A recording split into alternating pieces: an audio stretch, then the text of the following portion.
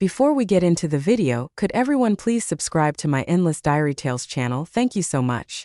I was injured and lost my memory of Peter, but he took the opportunity to break off our relationship, destroying all the evidence of us being together. Then he embraced the moonlight of his youth and pushed his infamous brother in front of me, smiling gently and distantly, saying, "Julie, this is your boyfriend." Later, as I finally transferred my love completely, he searched for the best doctors, trying everything to help me regain my memory. He regretted painfully, emphasizing repeatedly, "Julie, it's me that you love." I just calmly looked at his hysterical self and asked him, "Is it? Where's the proof?" On the way back from the hospital, I stumbled upon the hot gossip of the movie star Peter's romance. Paparazzi revealed a video of him holding hands with the famous actress Bella and entering a hotel. Before the netizens could react, the two of them openly admitted their relationship, revealing that they had known each other for a long time and rekindled their love that was hard to resist. The hot gossip spread rapidly, and the entire internet started sending well wishes. The movie star Peter and the young fresh-faced starlet Bella's bold venture into the entertainment industry, and their eventual pinnacle meeting, had thousands of netizens in tears over this beautiful love story. Within half an hour, articles detailing the course of their relationship were all over the internet. I clicked on the videos and carefully watched the filming times, then read through the love story from beginning to end.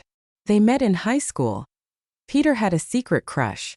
They parted ways after the college entrance exam, and Peter often visited her university, never disturbing her. Later, they both entered the entertainment industry, rising from obscurity to stardom together.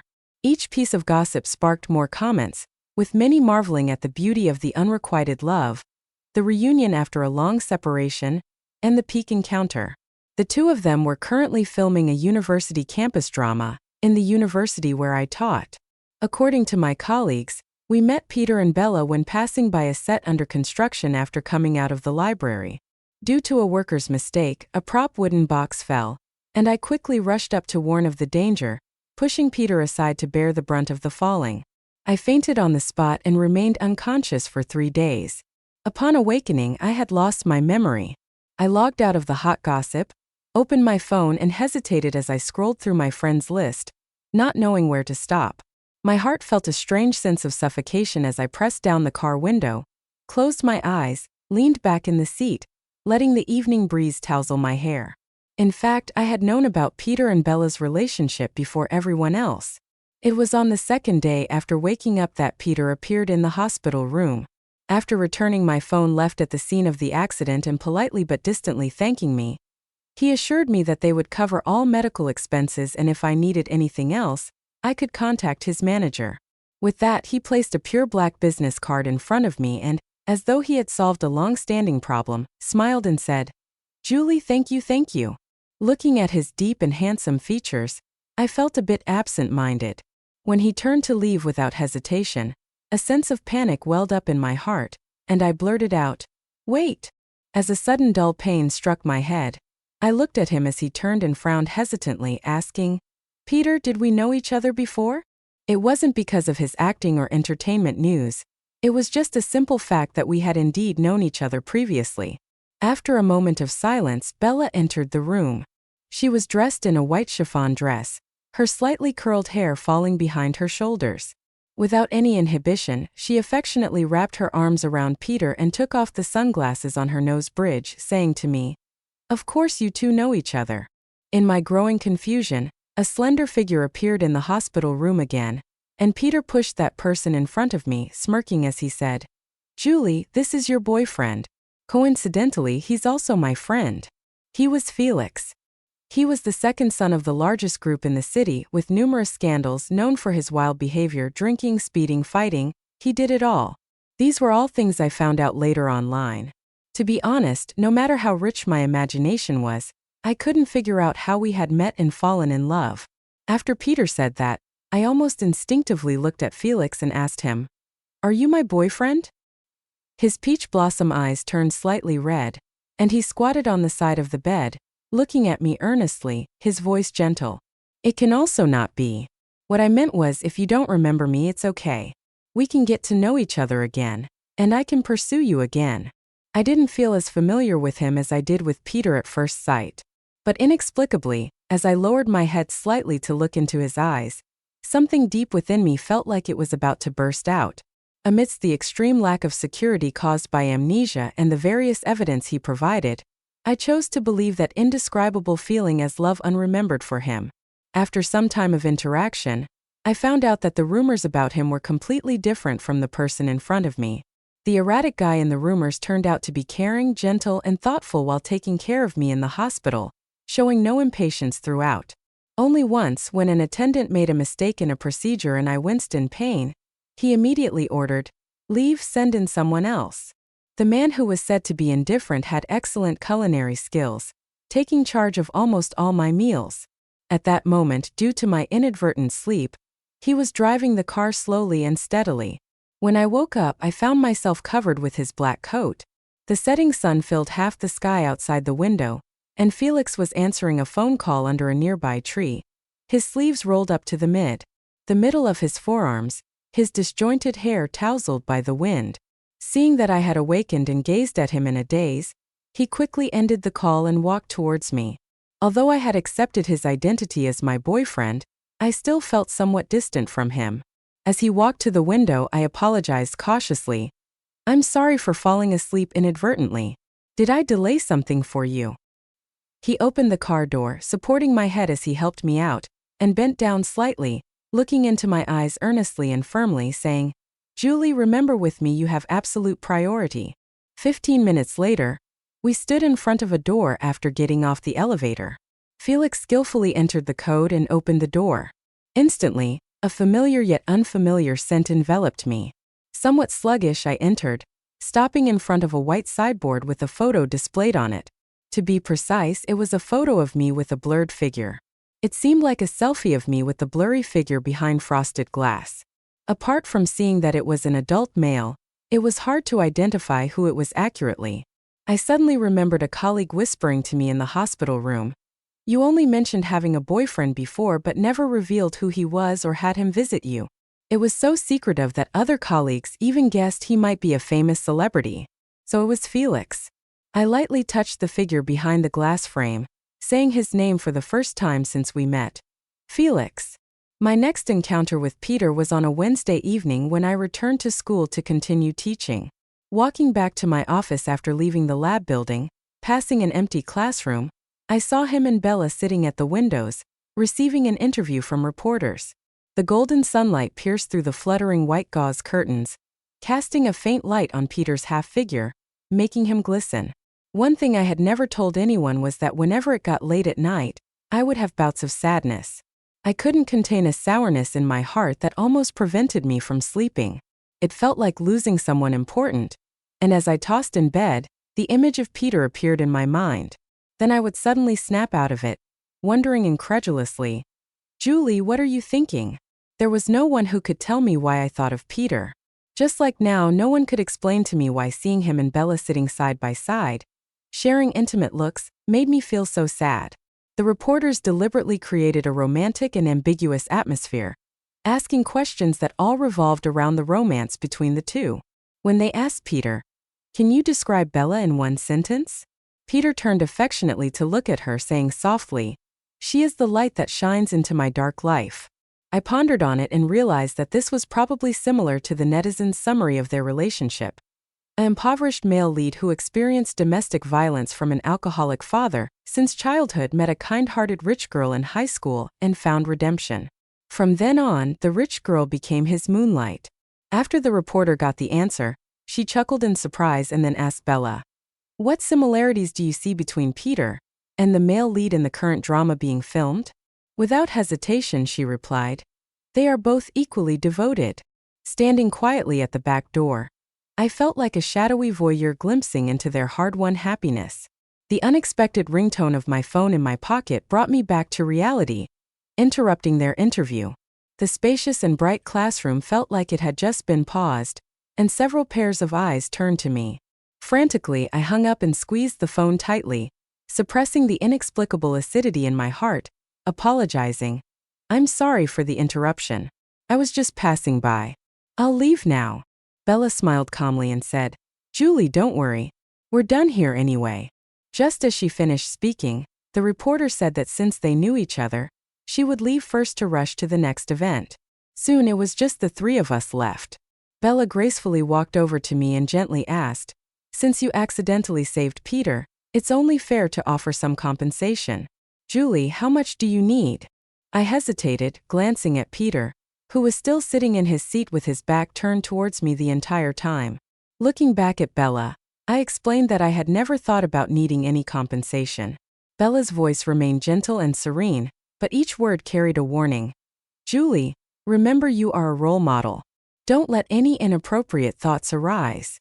After the interview aired, Peter was dubbed the Prince of Heartfelt Emotions in the entertainment industry, and his popularity and fanbase continued to grow.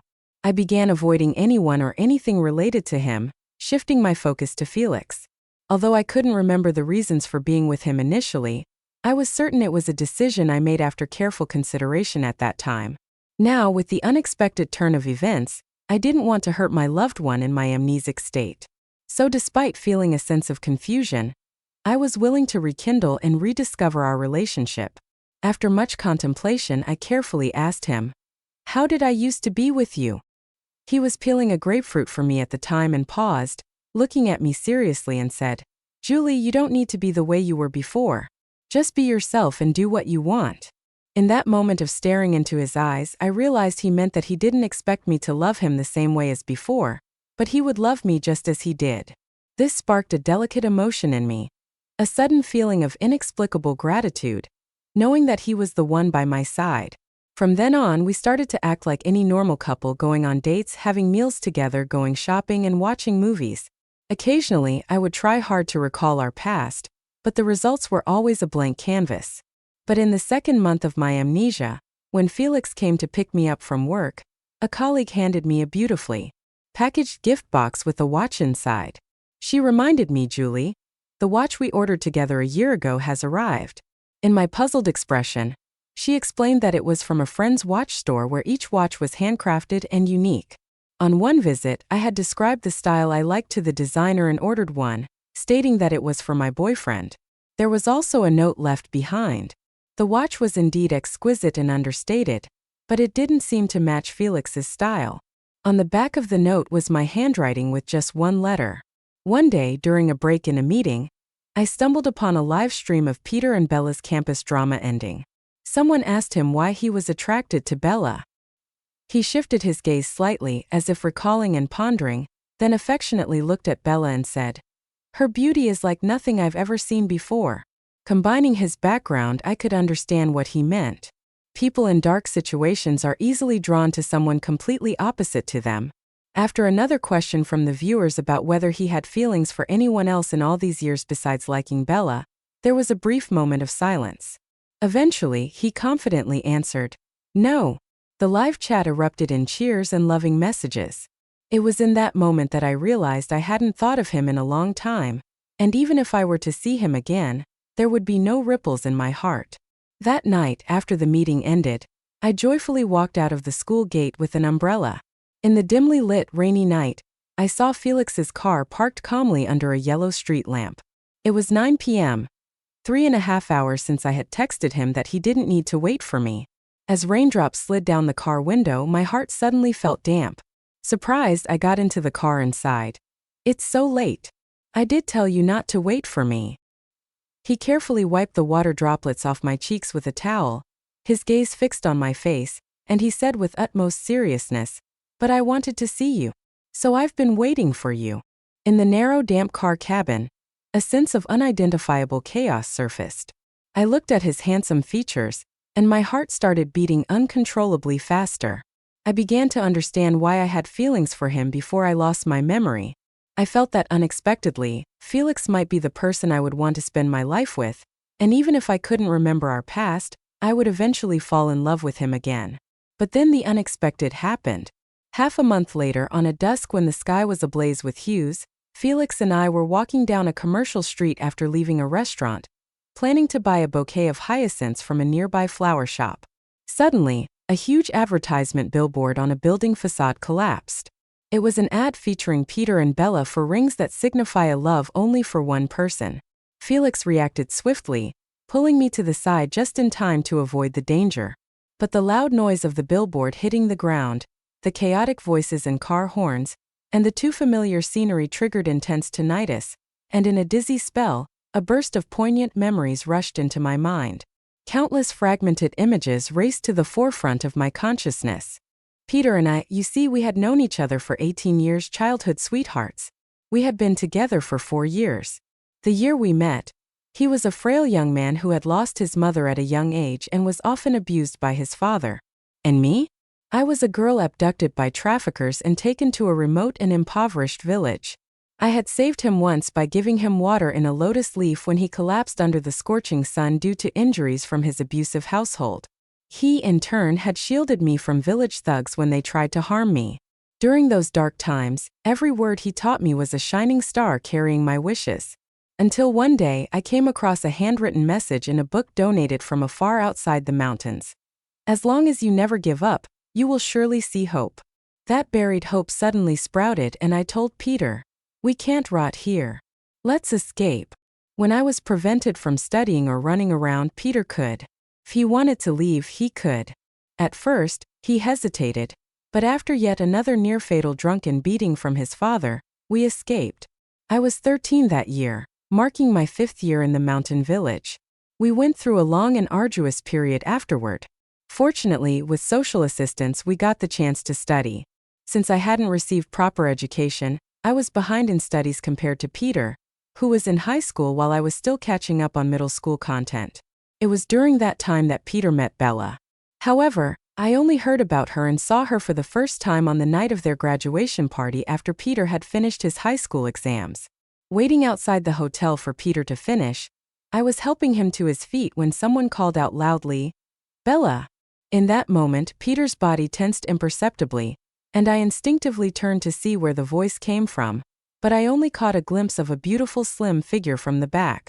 When we returned home, Peter collapsed into my arms, and in his drunken mumbles he seemed to say to himself, "How can someone like me, stuck in the mire, ever touch the moon?" I thought he was talking about dreams, so I pushed myself to study hard, make money, analyze every character and role he got, and created numerous fake accounts to support him as his fan. I protected his dreams diligently. Little did I know the moon he referred to was Bella. Once trapped in the mire, unable to reach the moon, later he shone brightly like a star, and the moon came to him. Their first movie together was after he won the Best Actor award. They played each other's first loves on screen, but Bella's character tragically died in the year the male lead loved her the most. So despite having few roles and almost no lines, the romantic setting, deep love, and unforgettable tragic ending earned her the title of entertainment industry newcomer flower shortly after her debut. From then on, almost every one of her films was related to Peter until this campus drama. So everything makes sense. When he said he didn't have time to go with me to the church to see the choir, he was actually at the hotel with Bella. And then, when he severed our relationship when I lost my memory due to an injury, he destroyed all the evidence of us being together. Felix drove the car extremely fast and finally stopped outside the hospital. He was still worried and carefully helped me out of the car to take me to see a doctor. I let him hold my hand and followed him absent-mindedly. His knuckles were grazed and bleeding from the ground, his black shirt getting dirty as he protected me, his messy short hair blowing in the evening wind, looking somewhat disheveled. This was different from the first time I saw him, two extremes. During a colleague's birthday party 6 months ago, on my way back to the private room from the restroom, I mistakenly entered their room due to a drunk man's harassment. In the dimly lit room, there were all kinds of handsome men and beautiful women gathered, but I spotted Felix sitting on the sofa, playing with a lighter, his long legs casually crossed. Back then, he was elegant and lazy, outshining even Peter, who was sitting beside him. Later, when the drunk man grabbed me, claiming I was his girlfriend, Peter turned away from my pleading gaze, everyone indifferent to the situation. Only Felix. Only he abandoned the lighter and walked up to me.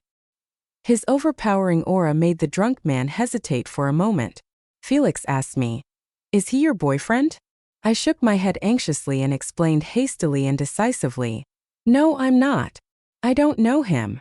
With that, he suddenly smiled at me and reassured, "Don't be afraid, you are pretty. I believe you." Then, when no one reacted, he quickly grabbed the drunk man's wrist to loosen his grip on me, then took a bottle of alcohol and smashed it on the man's head without hesitation. The room fell silent the moment the bottle hit. In a daze, he escorted me back to the room, and I forgot to even say thank you. At first, I thought he was just acting heroically until the end of the party, when I passed by the room again and saw the half-closed door with the crowd dispersed. Someone asked Felix, "Why did you just rescue her?"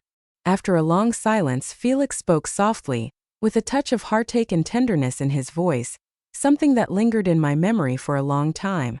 He said, "I saw her shadow in those eyes." The memories abruptly stopped, and I suddenly stopped in my tracks, turned back and held his hand. With people bustling around at the hospital, Felix turned back, puzzled, gently asking, "What's wrong?" I avoided his gaze and looked at his wrist, feeling a strange pain in my throat as I spoke.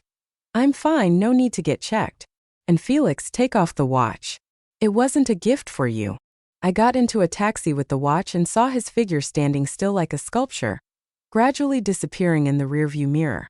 I opened my phone to search for keywords related to Peter and carefully read through every detail about him and Bella, until their recent appearance in a reality show where they recreated a confession scene in a flower garden at sunset, and in a hot air balloon filled with infinite romance and love. The moisture in my eyes was dried by the wind. I remembered the night Peter proposed to me. I was a junior in college that year, returning from a classmate's dinner. A male classmate gave me a ride, and when we arrived at the neighborhood, he suddenly confessed to me. Before I could react in shock, Peter, who had just returned, pulled me back. He coldly told the male classmate, "She already has a boyfriend." I stood stupefied in place, only realizing what happened after the male classmate apologized and left, then quietly asked Peter, "What did you just say?" He held my hand and didn't let go, saying to me, "Julie, let's be together." I did indeed like him. When I was 8, I was abducted and taken to a mountain village. I cried incessantly, was beaten until running a high fever for days, and eventually forgot many things. Later, when I found Peter unconscious on the roadside, I had an inexplicable urge to follow him when he left. Since then, we relied on each other for a decade, witnessing each other's most miserable moments. So when we finally got together, it felt like the most natural thing. To comply with him, I never publicly spoke about our relationship, only hinting with a small watch. Shortly after we got together, he unexpectedly rose to fame in less than half an hour with a supporting role. From then on, he soared to stardom, and the distance between us grew wider and wider. Looking back now, if it weren't for Bella not leaving and the male classmate not confessing to me, Peter would never have proposed to me. After all, he never said he liked me. I closed the page, paid, and got off the taxi, casually throwing the watch into a garbage bin by the roadside. If he wants to erase all traces of our past, then I don't want it either. If it weren't for the accident of being abducted many years ago, we would have been two people from completely different worlds who would never have had any connection, just like now. And in the future, I had no intention of bothering Peter.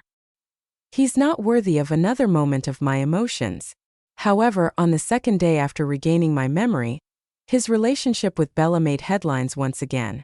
It started with their wilderness adventure in a reality show where they encountered a storm and a landslide. Due to inadequate protection measures by the crew, everyone, including staff, got injured to varying degrees. Peter was the most seriously injured as he was at the back carrying Bella on his back, and they were in a low-lying area when the danger occurred. Peter then carried Bella to higher ground while she, afraid of falling debris, ran away instead of helping him. Fragmented and chaotic videos surfaced with viewers divided, but the most trending comments were, "Could a girl like Bella carry a 6-foot man? She must have called for help. Why isn't Bella the one injured? How does she deserve Peter's affection?" The only ones who knew the truth were Bella and Peter. Bella remained silent from start to finish. Peter survived the ordeal but lost a leg and remained unconscious. A colleague held his phone and mused, "Are these two people cursed? You saved them once before and now they face an even more severe disaster. Seems like they can't escape fate." I turned off the screen without paying further attention, smiling contently. Perhaps I never mentioned the memory recovery to anyone other than Felix, so I didn't know about the separation between Felix and me. But my life returned to normal, Except that I often found myself habitually looking at a window seat where rarely anyone sat. There, Felix would sneak in wearing a black hoodie and a matching baseball cap to listen to my public lectures, sitting there every time. In a room of over 100 people, whenever he appeared, I would always see him. But he never disturbed the class, only focusing and carefully drawing on the paper with a pen. The white paper and the ink lines, every few strokes he lightly sketched on paper, replicated the image of me giving a lecture. Almond-shaped eyes, arched eyebrows, even the tiny mole between my left eyebrows was carefully included. I was astonished at his drawing skills, and he would exclaim while holding the drawing, "I have drawn this person so beautifully." Every time before class, when I absent-mindedly looked through the sea of heads towards that spot, a student in the front row leaned over and asked, "Are you waiting for someone, teacher?" I tightened my grip on the textbook and smiled as I naturally replied, "I'm not waiting for anyone. And no one will come." After the class ended, I stood at the lectern as usual and waited for the students to leave first. A few minutes later, when I walked down from the lectern hugging my book, a gust of wind suddenly blew in from the open window, carrying a piece of paper that fluttered across the classroom and finally landed in front of the door. The bright sunlight shone on the paper, and every perfectly drawn line was clearly visible. My heart suddenly raced, and as I turned to see the empty classroom, I stood there for a long time. I had to admit that if my feelings for Peter died during the amnesia period, then my feelings for Felix also grew during that time.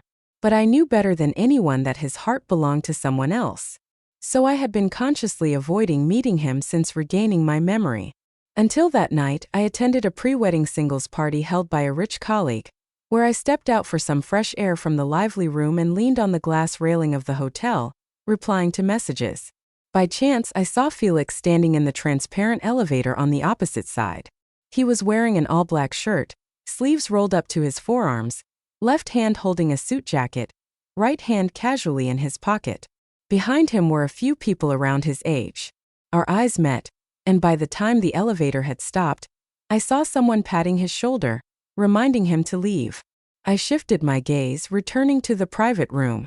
Someone handed me a glass of grapefruit juice and asked whether I wanted to join the next event after this one, and I gently declined. Sitting in a dim corner, I looked at the twinkling lights out of place, thinking back to the first time I saw Felix in the hospital ward when I just woke up from amnesia. The evidence he provided of our relationship had many loopholes, and with careful thought, I could discover the flaws. But at that time, I had just lost my memory and desperately needed a sense of security, so I subconsciously found reasons to rationalize everything that seemed unreasonable.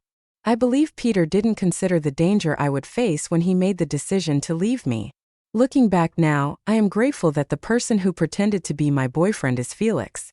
After the party, I sat alone in the completely quiet private room for a while until I finished the last sip of grapefruit juice in my cup and got up to open the door. That's when I saw Felix standing outside the door. I don't know how long he had been waiting there. With his hands in his pockets, leaning casually against the wall, he seemed like he had always been waiting for this door to open. The faint smell of alcohol lingered in the air, and I fell silent for a moment before asking him, "Is there something you need? I wanted to see you."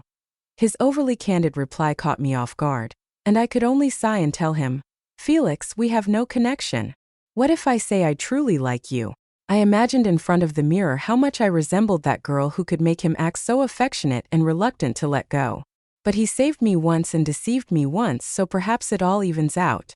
So when he spoke up again, "Julie, actually I interrupted him saying, "Do I need to spell it out? Felix, I don't want any relationship with you. Not in the past, not now, not ever." The lesson I learned from Peter was that a relationship built on lies should never have existed in the first place. Perhaps due to the lighting, his face turned momentarily pale.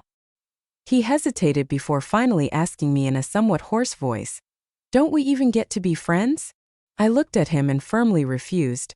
"I don't need you as a friend." I thought that after making things clear with Felix, I would find inner peace. However, it was not the case. Every night I tossed and turned thinking of his pale face.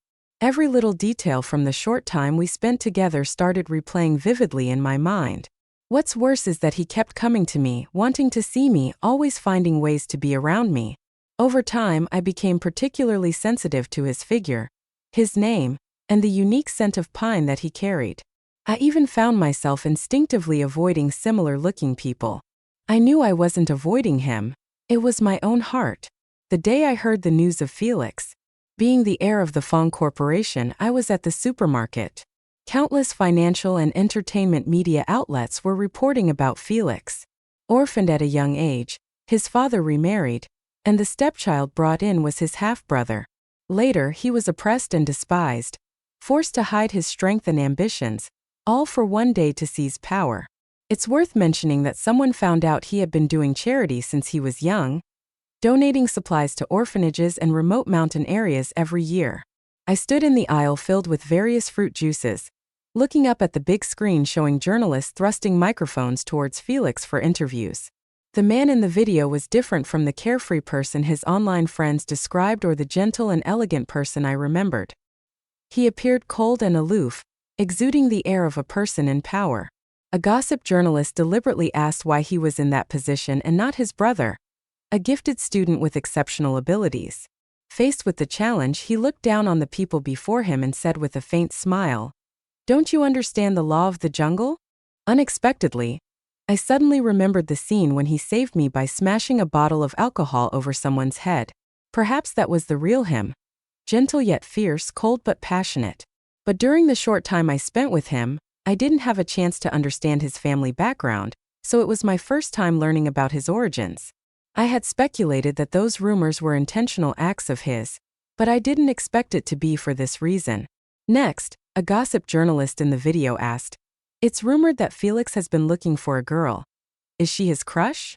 There was a moment of silence, and Felix looked gently at the camera saying, "Yes." I calmly looked away and continued shopping, only to realize at the checkout that I had picked up the wrong juice. After that, Felix continued to appear by my side constantly. Although he never brought up being together again, everything he did told me that he hadn't given up. When my car broke down in the heavy rain, he was the first to arrive. When I twisted my ankle while hiking, he was there to carry me down the mountain. Once, when I was down with the flu and resting at home, he knocked on the door. At that time, I hadn't fully recovered and was almost out of patience, so when I told him to stay away because he might get infected, he blocked the door, entered and said, "I'm not afraid." With a foggy head from medication, I didn't have the energy to argue, so I laid down on the couch and let him take care of me. When I was with Peter before, he rarely had time to take care of me when I was sick. Most of the time I had to go to the hospital alone, take medication alone, and slowly recover alone. I wasn't a delicate person, and I understood that he was busy. Without his care, I could take care of myself. But now, as I half-dozed and saw Felix feeding me water and making me soup in the kitchen, I couldn't help but wonder. So I asked him, "Felix, aren't you busy?" He had just taken over the company, and there would only be more things for him to handle. Being with me would only be a waste of time.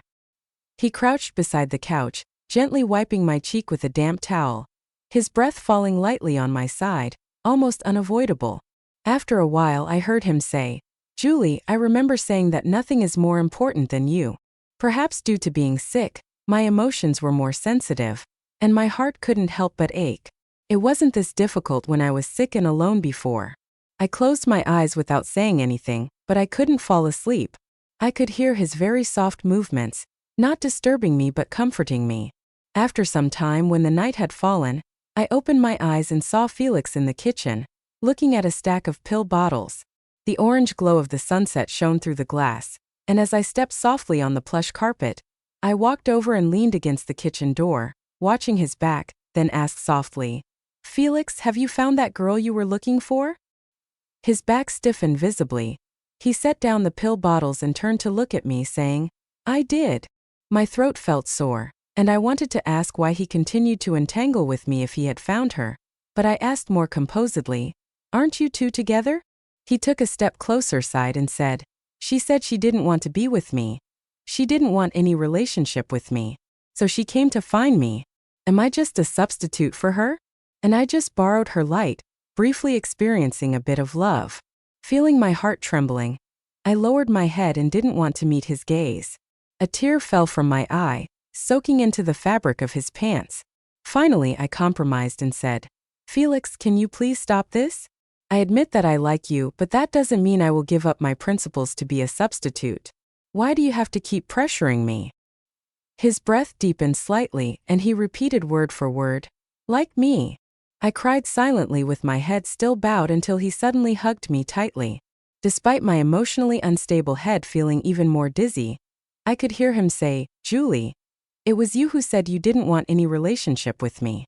At that moment, the tense string in my heart suddenly snapped, and something slowly surfaced in my mind. I hesitatingly asked him afterwards, "Was it me?" He gently pressed my head against his chest, his voice low and hoarse. "Yes, it was you. It's been 18 whole years. Since being beaten at the age of 8, leading to a high fever for several days, I had forgotten everything before that. My earliest memory started from when I turned 8, so I had no idea who my parents or relatives were. Even though I had contemplated finding my family later on, I had received no news all these years. But never would I have thought that Felix would be part of my family from before I was 8 years old. When I was 3, my parents died in a chemical explosion. I was taken in by my mother's best friend. After that, Felix appeared in my life. 5 years together. Until I was 8, when Felix's father took me to find Felix as an excuse to meet his first love. And then he lost me. For the following 18 years, Felix had been looking for me. That's what he told me. But those memories had vanished from my mind, and it was unlikely they would ever resurface, making me unsure if I was the person he was searching for. After all, I no longer had any family. How could I prove it? What if he mistook the person he was looking for? I asked him this question the next day. Upon hearing it, he handed me an album containing all the photos of both of us from the age of 3 until I was 8. Without exception, in each picture, the girl had a small mole between her eyebrows.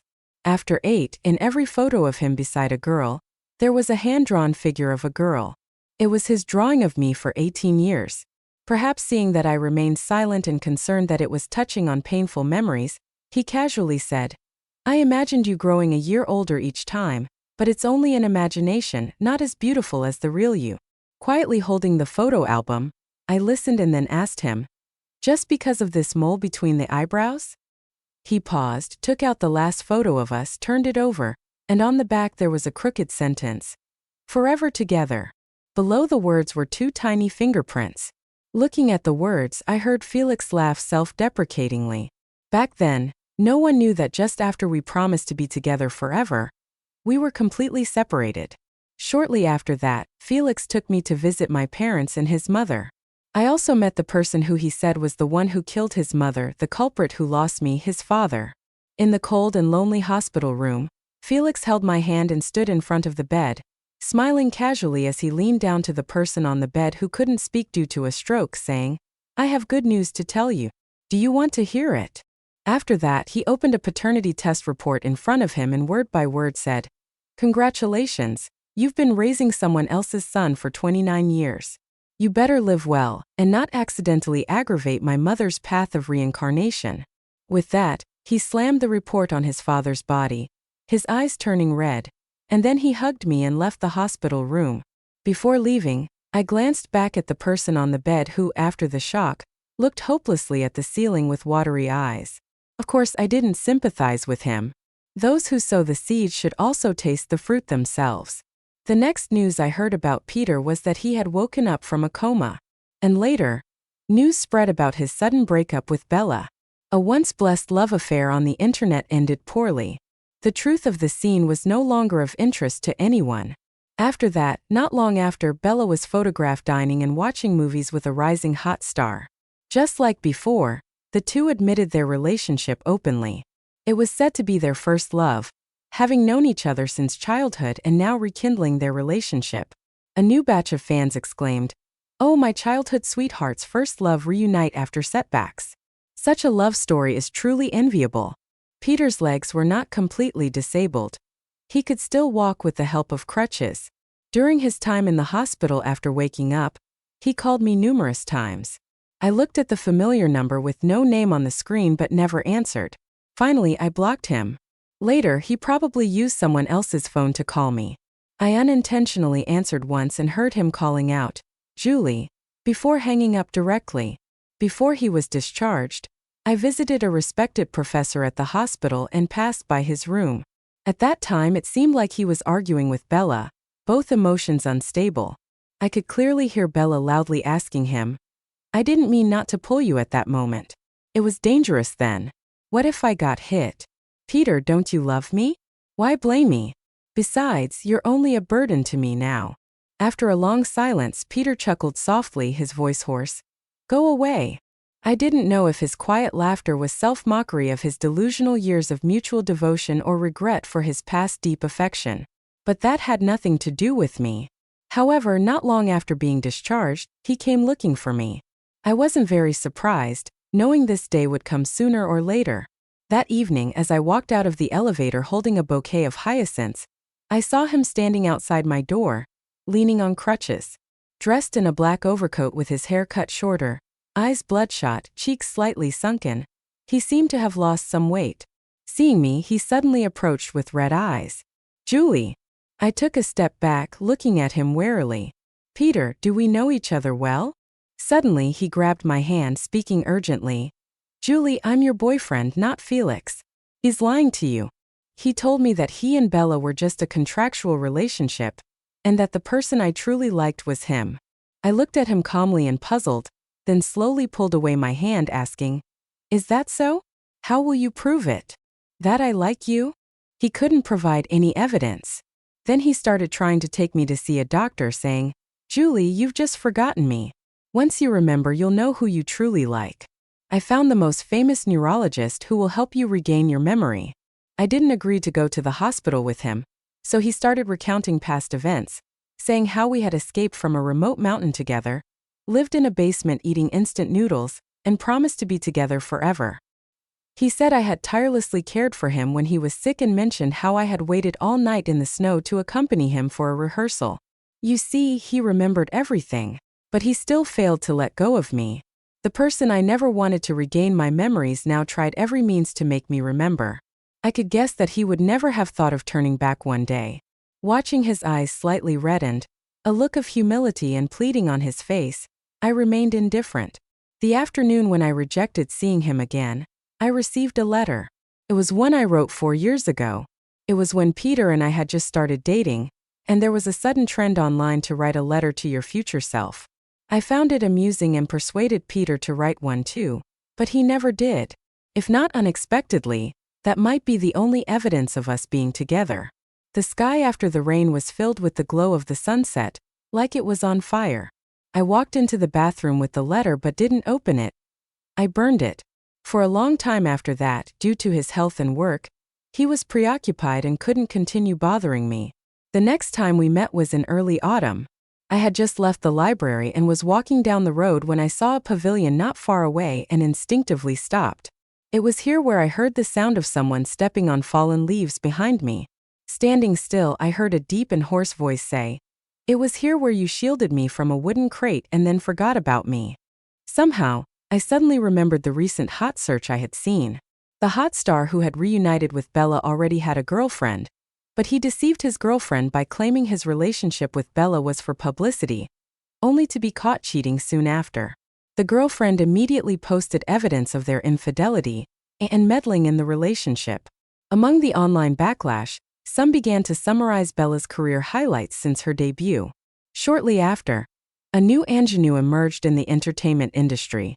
As for Peter, his leg injury limited his ability to act, and the fans who once promised to never abandon him gradually shifted their attention to newer, younger, and better-looking actors with better health. Eventually, a day would come when he would fade into obscurity. Therefore, after finishing his final movie about rebirth and changing destiny, he announced he would no longer appear in any TV series or movies, only occasionally participating in some variety shows. But at least he left behind the title of the romantic young prince of the entertainment industry.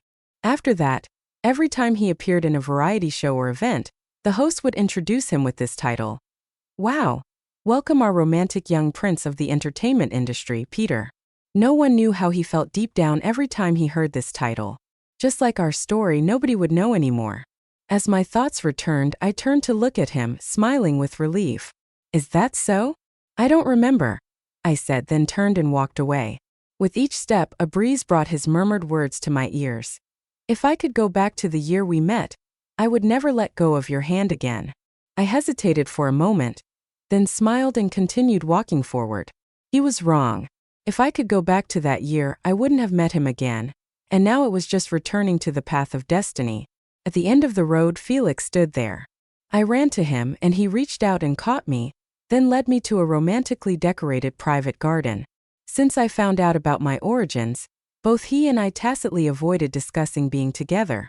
So at that moment I thought he was going to confess, but instead he pushed a cake towards me and said, "Julie, happy birthday." Holding the bouquet in a moment of stupefaction, I realized that this was actually my real birthday. Later, he placed 18 exquisitely wrapped boxes in front of me, his ink-black eyes looking at me seriously. These are 18 years of belated gifts. My eyes grew a little watery, and I smiled tearfully at him. "Felix, you don't have to be so good to me. Feeling cherished like this leaves me feeling at a loss." He held my face and looked into my eyes calmly. "I signed and agreed to treat you well for a lifetime." Looking at his handsome face so close, I felt a flutter in my heart and leaned over to give him a peck on the cheek. In an instant, his entire body stiffened. A blush quickly spread across his ears and beyond. It made me want to laugh, and as he stood there still, I took out a watch from my bag, looking at his empty wrist. I told him, "Give me your hand." He obediently extended his hand, letting me carefully put the watch on him. There was a subtle tension in the air, and I inexplicably felt as if I were placing a ring on his finger. After I finished putting on the watch and admiring it closely, he suddenly grabbed the back of my head, swiftly closing in and taking my breath away. A few minutes later, I opened my phone's camera to check, and due to a lack of breath from forgetting to breathe, my face wasn't any less red than his. Just as I was about to see if my lips were chapped, Felix unexpectedly barged into the frame, grabbing my hand and the phone, pressing the shutter button. From that moment on, the broken photo from 8 years ago was reconnected. In my life, the longest journey I've ever taken is the one to meet Julie. A full 18 years. If it weren't for that accident back then, the one who should have been by her side growing up with her should have been me. Even to this day, I can still remember that ordinary afternoon when I returned from my cello lesson to find out that Julie had gone missing. I was 10 years old that year, experiencing for the first time the feeling of being separated from someone important. Holding the photo we took the day before, I couldn't sleep all night. After that, I started donating money and supplies to orphanages and impoverished mountain areas for charity. Even if there was only a 1 in a million chance, I hoped that Julie somewhere out there was living a better life. I also started to learn how to draw, imagining how she would look as she grew older.